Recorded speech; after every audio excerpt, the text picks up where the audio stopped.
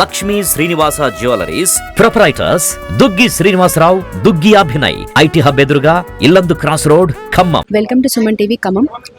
ఈరోజు మనం ఖమ్మం జిల్లా పాండురంగపురం గ్రామానికి చెందినటువంటి చెల్ల రామోనత్ యాదవ్ అండ్ చెల్ల శ్రీదేవి దంపతులు 2008లో వాళ్ళకి వివాహమైంది. వివాహమైన కొన్ని రోజులకే ఇద్దరి మధ్య గొడవల కారణంగా ఇద్దరు వేరువేరుగా ఉంటున్నారు. మధ్యలో గొడవలు అవుతూనే ఉన్నాయి. తను వస్తూనే ఉంది, సర్దుకుపోతూనే ఉంది.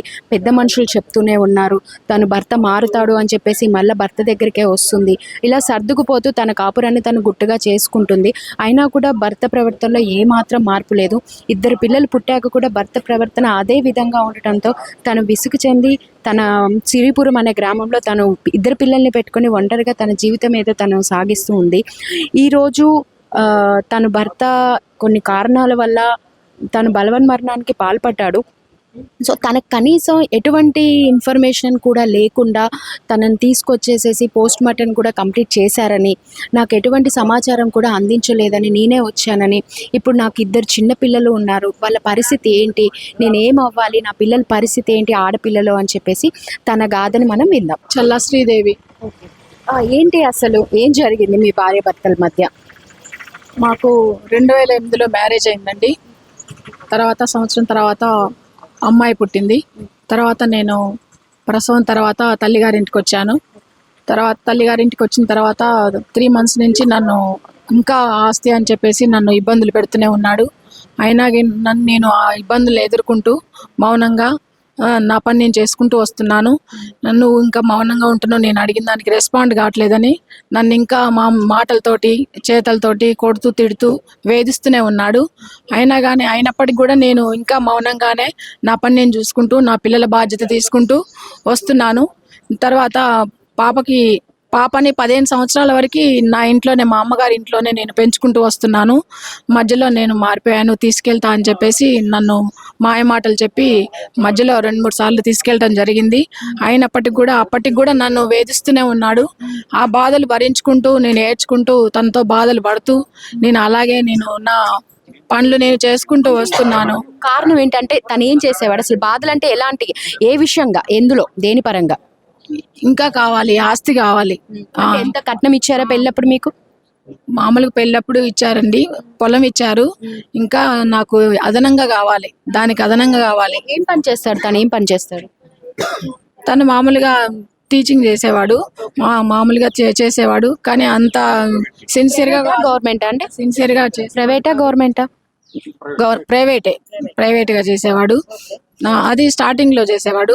తర్వాత ఒక 2 months తర్వాత మళ్ళీ తాగుతూ ఇంకా నన్ను ఇబ్బందులు పెడుతూ నన్ను అట్లా మధ్యలో నమ్మించి నన్ను తీసుకెళ్ళి మళ్ళీ తర్వాత అలాగే కంటిన్యూగా టార్చర్ పెడుతూ ఉండే. టార్చర్ పెడుతుంటే పోలీస్ కేసు పెట్టడం ఇలాంటివి ఏమీ చేయలేదా? 10 సంవత్సరాల వరకు మేము పోలీస్ కేసు పెట్టామండి. ఇట్లా ఇబ్బంది పెడుతున్నాడు, నన్ను ఉన్న కాడ ఉండనేయట్లేదు, టార్చర్ పెడుతున్నాడు ఇంటికి వచ్చి అని చెప్పేసి పోలీస్ కేసు కూడా పెట్టడం జరిగింది. అయినప్పటికీ కూడా అది లెక్క చేయకుండా తను అక్కడి నుంచి వచ్చి మళ్ళీ ఇంటికి వచ్చి నన్ను బాగా ఇబ్బందులు పెట్టేవాడు. అయినా కానీ రోజు ఈ నిర్ణయం తీసుకోవడానికంటే ఇలా బలవన్మరణానికి పాల్పడడానికి కారణం ఏమై ఉంటుందని మీరు అనుకుంటున్నారు? నాకు 3 ఆడబిడ్డలు ఉన్నారండి. తర్వాత మా ఆయన ఒక్కరే. అంటే మీ హస్బెండ్ వాళ్ళ సిస్టర్స్ వాళ్ళందరికీ మ్యారేజ్లు అయిపోయినాయి. ఈయన చిన్న అన్నమాట. తర్వాత మ్యారేజ్ అయిన తర్వాత ఇంకా ఉన్నది ఇంకా మళ్ళీ ఈయన ఇట్లా చేస్తుండు కేసులేని అని చెప్పేసి మా ఆడబిడ్డ మీద పేరు మీద పెట్టారండి ఉన్న ఆస్తిని మొత్తం. అంటే మీ హస్బెండ్ సంబంధించిన ఆస్తి కూడా మొత్తం మీ ఆడబిడ్డ పేరు మీద పెట్టేశారు. పెట్టి తర్వాత ఏమన్నారంటే ఎక్కడికి పోదు, నేను ఇట్లా ఇబ్బందులు పడుకుంటూ నేను కంప్లైంట్స్ ఇస్తూ వచ్చేదాన్ని. అయినా కానీ ఎక్కడికి పోదు, అది పిల్లలదే అంటూ నన్ను నమ్మించుకుంటూ మాటలు చెప్పుకుంటూ ఇంటికి రావడం జరిగేది. అయినా కానీ నేను నమ్మకుండా నా పని నేను చేసుకుంటూ వచ్చేదాన్ని. తర్వాత పిల్లలకి ఇబ్బందులు ఉన్నాయి, కావాలని చెప్పేసి నేను అడుగుతుంటే నన్ను కొట్టడం తిట్టడం చేసేవాడు. ఇంటికి వచ్చి ఇంటి దగ్గరికి వచ్చేవాడు. అయినా కానీ నేను అన్ని భరించుకుంటూ నా పిల్లల్ని నేను చూసుకుంటూ వచ్చేదాన్ని. అసలు అయినప్పటికీ కూడా ఎలాంటి బాధ్యత తీసుకునేవాడు కాదు. పిల్లలకి అసలు పుస్తకాలు ఏ విధంగా హెల్ప్ చేసేవాడు కాదు. చదువుతున్నారు పిల్లలు? పెద్ద పాప ఇంటర్మీడియట్ కంప్లీట్ అయిందండి, వరలక్ష్మి. చిన్న పాప 5 years. చిన్న పాప 5 years. యూకేజీ చదువుతుంది. ఓకే. ఇద్దరు పిల్లల బాధ్యతలు కూడా ఇప్పుడు ప్రస్తుతం మీరే తీసుకుంటున్నారు, చదువు కానీ ప్రతి ఒక్కటి కానీ. ప్రతి విషయంలో అన్ని విషయంలో బాధ్యత నేనే తీసుకుంటున్నానండి. నేను తీసుకుంటా అని చెప్పేసి నన్ను నమ్మించి తీసుకెళ్లేవాడు. ఎక్కడ చదువుతుంది పాప ఇప్పుడు? ప్రజెంట్ టీటీసీ చేస్తుందండి మెదక్. కూడా మీరే చదివిస్తున్నారా? హాస్టల్ ఖర్చులు అన్ని నేను అప్పు తీసుకొచ్చి నేను పెడుతున్నానండి. పిల్లలకి ఇట్లా ఖర్చు అవుతుందని నేను అడగబోయేసరికి అసలు ఏం రెస్పాండ్ కావట్లేదు. నన్ను తిట్టడం కొట్టడం ఇట్లా చేస్తున్నాడు. ఇంటికి కూడా వచ్చేటట్టు లేదు. ఇంటికి వచ్చి ఉన్నా కానీ నన్ను ఇబ్బందులు పెడుతూ కొట్టేవాడు. నేను అక్కడ ఉండేదాన్ని కాదు. నేను టోటల్గా మా అమ్మగారి ఇంటి దగ్గరే ఉన్నాను. 2 పిల్లలతోటి 15 సంవత్సరాల వరకు కూడా మా అమ్మగారి ఇంటి దగ్గరే ఉండేదాన్ని. అట్లా నేను గడుపుకుంటూ వస్తున్నాను. ఇవాళ మనిషి చనిపోయిందని చెప్పేసి నాకు మెసేజ్ వార్త చెప్పారు. నిన్న సాయంత్రం 5:30 ఆ టైంలో చెప్పారు. చెప్పి నువ్వు రావాలని చెప్పేసి నా దగ్గర వీడియో వాయిస్ కూడా ఉన్నదండి. ఈ పాప వరలక్ష్మి. మీ నాన్నతో నీకు ఎటువంటి అటాచ్మెంట్ ఉంది? మా నాన్న నా దగ్గరికి హాస్టల్ దగ్గరకు వచ్చేవారు, మంచిగా చూసుకునేవాళ్ళు. మమ్మీని కొట్టడం పక్కన పెడితే మంచిగా చూసుకున్నాడు నన్ను. కాలేజ్ ఫీజు కట్టేవాడు, బుక్స్ ఒక్కొక్కసారి ఇప్పించేవాడు. నా హాస్టల్ దగ్గరికి ఒక 3 times అట్లా వచ్చిండు. ఇప్పుడు మళ్ళీ మనం రీసెంట్గా వెళ్ళినాం, మళ్ళీ కాలేజ్ అయిపోయాక రీసెంట్గా వెళ్ళినాం. ఒక 10 days మంచిగా చూసుకున్నాడు. తర్వాత మళ్ళీ తాగొచ్చి మళ్ళీ మమ్మీని కొడుతుంటే మళ్ళీ ఇంటికి వచ్చేసినాం. ఇంటికి వచ్చినాక మళ్ళీ నేను ఇక 3 months తర్వాత మళ్ళీ నేను కాలేజ్లో జాయిన్ అయినా మరి పైసలు అవుతున్నాయి అనేసి పోలీస్ స్టేషన్లో కంప్లైంట్ ఇచ్చినాం. పోలీస్ స్టేషన్లో కంప్లైంట్ ఇస్తే ఒక 3 days తర్వాత పిలిపిస్తామని అన్నారు. పిలిపిస్తామనేసి మా డాడీ కాల్ చేశారంట. మా మమ్మీకి పవన్ అంటే పెద్ద ఆడబిడ్డ కొడుకు కాల్ చేసి చెప్పాడు, ఏంటి ఇట్లా పోలీస్ కేసు పెట్టారంటే ఏంది, పైసలు ఇస్తామన్నాం కదా అంటే మాకు కంప్లీట్ బాధ్యత తీసుకోవాలి అనేసి మమ్మీ అన్నది. తర్వాత కాల్ కట్ చేసి ఇక మాకు తర్వాత ఏం జరిగిందనే తెలియదు. నేను అనుకుంటున్నా మా డాడీ అక్కడికి వెళ్ళి గొడవ చేసిండేమో, మా పిల్లలకి ఇవ్వాలి, ఆస్తి ఇవ్వాలి, నా పిల్లలకి ఇవ్వాలి అనేది గొడవ చేసిండేమో. అట్లా అయిపోయింది. అంటే మీకోసమే పోరాడని అనుకుంటున్నారా? అవును, మా కోసం అనుకుంటున్నా. అవును, ఎందుకంటే తను ఆస్తి అంతా ఆల్రెడీ తన పేరు మీద ఉంది, వాళ్ళకి రాసి ఇచ్చేసారు. సో తన ఆస్తి తనకి ఇవ్వమంటే వాళ్ళు ఏదో గొడవ చేసి ఉంటారని మీరు అనుకుంటున్నారు. అవును, మేము అనుకుంటున్నాం. మీకేమనిపిస్తుంది అసలు మీ నాన్నగారి డెత్ మీద మీకేమనిపిస్తుంది? ఆత్మహత్య అసలు చేసుకోడు మా డాడీ. ఎంత పిరికివాడు అసలే కాదు. 15 సంవత్సరాల నుంచి నేను మా డాడీని చూస్తున్నా. ఎన్నోసార్లు మా ఇంటికి వచ్చిండు, డేర్ అండ్ డాష్ గా ఉండేవాడు. ఆత్మహత్య చేసుకోవడం మా డాడీ. ఇప్పుడు మీ మీతో ఎలా ఉండేవాడు, అమ్మతో ఎలా ఉండేవాడు? మమ్మీకి డాడీకి అనేవి గొడవలు అయితేనే ఉంటాయి. మిమ్మల్ని ఎలా చూసుకున్నారు? మంచిగా చూసుకున్నారు, పిల్లల్ని అయితే మంచిగా చూసుకున్నారు. మమ్మల్ని ఎప్పుడు కొట్టలేదు. మమ్మీని కొట్టిండు, అవును చాలా సార్లు కొట్టిండు, కానీ మమ్మల్ని ఎప్పుడు కొట్టలేదు. మరి నువ్వు ఎప్పుడు చెప్పలేదా అంటే నాన్న ఇలా కరెక్ట్ కాదు, అందరం కలిసి ఉందామని? చాలా సార్లు చెప్పాను, చాలా సార్లు చెప్పాను. డ్రింక్ చేసిందంటే ఇక వినడం లేదు. సో మీకు అయితే నమ్ముతున్నారా ఆత్మహత్య చేసుకున్నారు అనేది నమ్ముతున్నారా? అస్సలు నమ్మం. ఆత్మహత్య చేసుకోడు అసలు మా డాడీ. అనుమానాలు అయితే ఉన్నాయా మీకు? ఉన్నాయి. అంటే ఆస్తి కోసం జరిగిందని అనుకుంటున్నారా? ఆస్తి కోసం జరిగింది. చంపారని అనుకుంటున్నాం. మా డాడీ చచ్చిపోడు.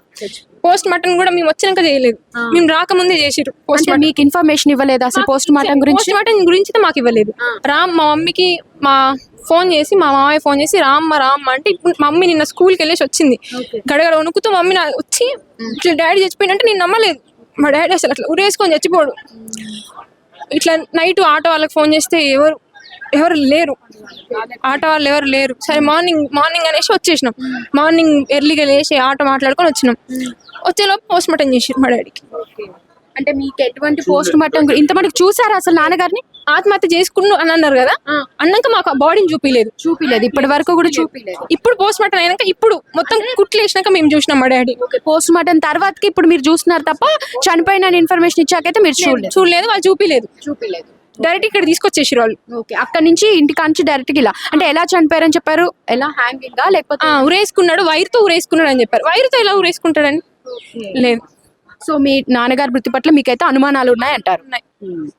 మరి ఇప్పుడు ఏంటమ్మా పరిస్థితి? మీరు ఏం చేద్దాం అనుకుంటున్నారు అసలు ఈ సమయంలో? ఇంత చిన్న 2 ఆడపిల్లలు, ఇంత చిన్న పిల్ల ఉంది, పాప చూస్తేనే ఇప్పుడు చదువుకుంటుంది, ఇంక ఈ పాప యూకేజీ. ఇప్పుడు పరిస్థితి ఏంటి అసలు? నువ్వేం చేద్దాం అనుకుంటున్నావు?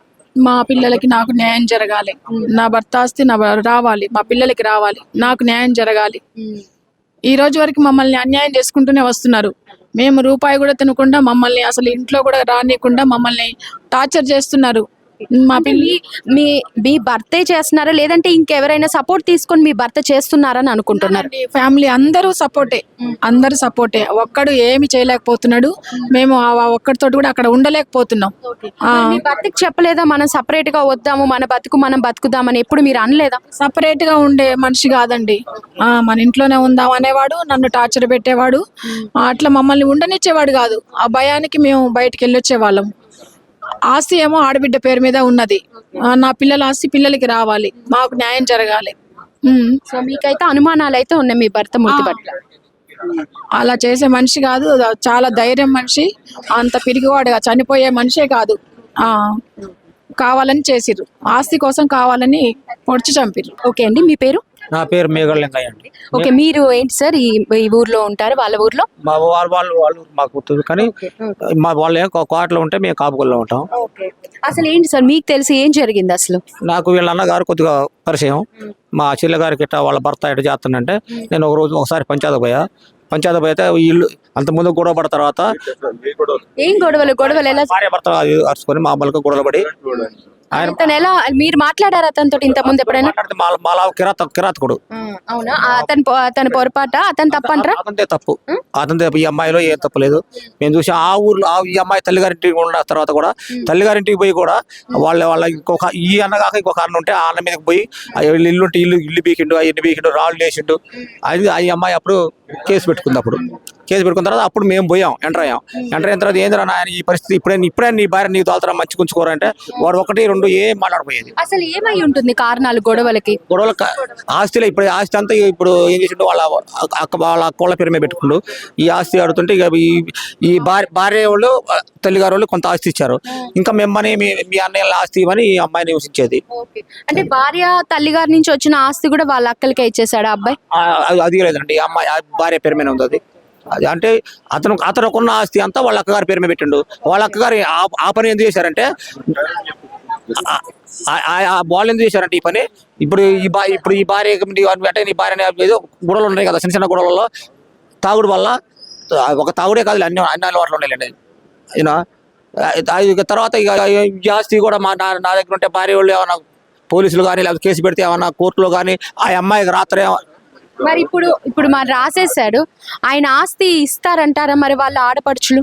ఇప్పుడు మేము అడిగామండి, ఆస్తులు ఇస్తారా అంటే మేము మీకు న్యాయం చేస్తున్నట్టు తప్ప అంటుండ కానీ పేపర్ తోటి రాసిమంటే మేము ఇవ్వనేది పొజిషన్ లో కనబడుతుంది. మాట్లాడారా మీరు? ఇప్పుడు నేను మాట్లాడామండి. ఇప్పుడు నేను మాట్లాడే అతనితో కూడా మాట్లాడా.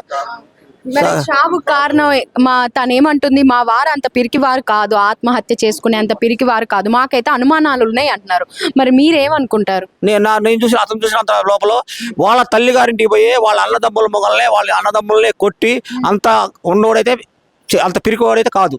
ఎందుకంటే ఇప్పుడు ఆ ఊర్లో సొంత ఊరు పోయి ఏ ఊర్లో ఖమ్మం నుంచి సొంత ఊరు పోయి వాళ్ళ ఊర్లోనే కొట్టి వాళ్ళందరూ వచ్చాడు కాబట్టి అంత పిరికోడైతే కాదు నాకు తెలిసినంత వరకు.